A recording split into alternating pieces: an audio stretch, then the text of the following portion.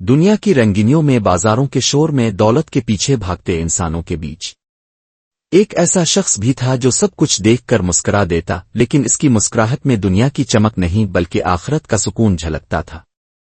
وہ تھے نبی کریم کے عظیم صحابی حضرت ابو درداء رضی اللہ عنہ۔ وہ نہ صرف علم کے طلبگار تھے بلکہ حکمت کے خزانے بھی۔ ان کے ہر لفظ میں نصیحت، ہر جملے میں دانائی اور ہر بات میں دل کو چھو لینے والا سکون چھپا ہوتا تھا۔ ایک دن ایک شخص ان کے پاس آیا، چہرے پر پریشانی، آنکھوں میں نمی، دل پر بوجھ۔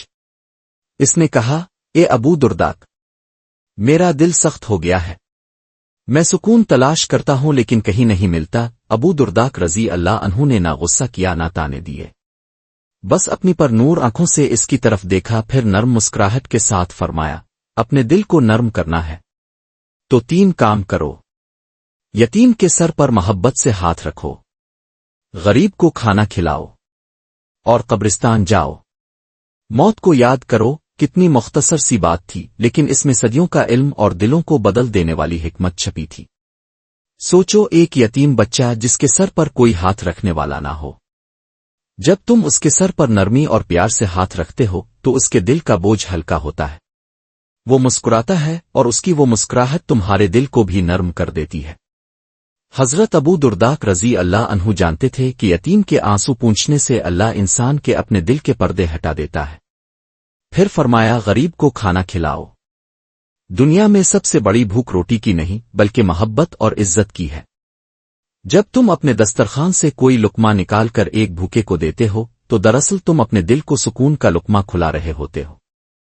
ابو درداء رضی اللہ عنہ کا فرمان تھا، انسان کے دل کا سکون اس وقت آتا ہے جب وہ اپنی نعمت دوسروں کے ساتھ بانٹتا ہے۔ اور تیسری نصیحت، قبرستان جانا، موت کو یاد کرنا۔ انسان جب دنیا کی دوڑ دھوپ میں لگتا ہے تو اسے لگتا ہے کہ یہ سب کچھ ہمیشہ رہے گا، لیکن قبر کے سامنے کھڑا ہے کر خاموش مٹی کے ڈھیروں کو دیکھ کر دل کانپ اٹھتا ہے۔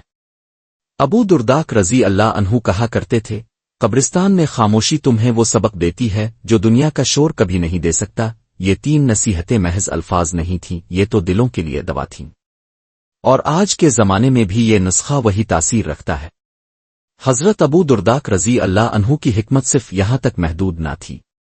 وہ دنیا کے مال و دولت کو دیکھتے اور فرمایا کرتے، میں چاہوں کہ سب سے بڑا تاجر بن جاؤں، لیکن مجھے ڈر ہے کہ کہیں مال میرا دل سخت نہ کر دے۔ یہ الفاظ بتاتے ہیں کہ اصل دولت خزانے نہیں بلکہ دل کی نرمی ہے۔ اصل سرمایہ سونا اور چاندی نہیں بلکہ علم اور عمل ہے۔ وہ کہا کرتے، علم سیکھنا اور سکھانا سب سے بڑی عبادت ہے۔ دنیا کی محبت دل کو اندھا کر دیتی ہے، لیکن اللہ کی یاد دل کو منور کر دیتی ہے۔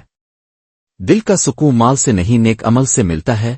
آج بھی ہم سب سکون ڈھونڈتے ہیں، کوئی مال میں ڈھونڈتا ہے، کوئی شہرت میں، کوئی طاقت میں، لیکن حضرت ابو درداء رضی اللہ عنہ کی نصیحت ہمیں یہ یاد دلاتی ہے کہ سکون کبھی خریدنے سے نہیں ملتا، سکون بانٹنے سے ملتا ہے۔ سکون یتیم کی مسکراہٹ میں ہے، ایک بھوکے کے شکریہ میں ہے، اور قبر کے سامنے گزرے لمحوں میں ہے۔ سوچو، اگر ہم اپنی زندگیوں کو ان 3 باتوں پر بنا لیں تو ہمارا دل کتنا نرم، ہماری روح کتنی روشن، اور ہماری آخرت کتنی کامیاب ہو جائے۔ حضرت ابو درداء رضی اللہ عنہ کی یہ الفاظ آج بھی ہمارے لیے چراغ ہیں۔ علم اور عمل دل کو روشن کرتے ہیں، اور روشن دل ہی اصل سکون پاتا ہے۔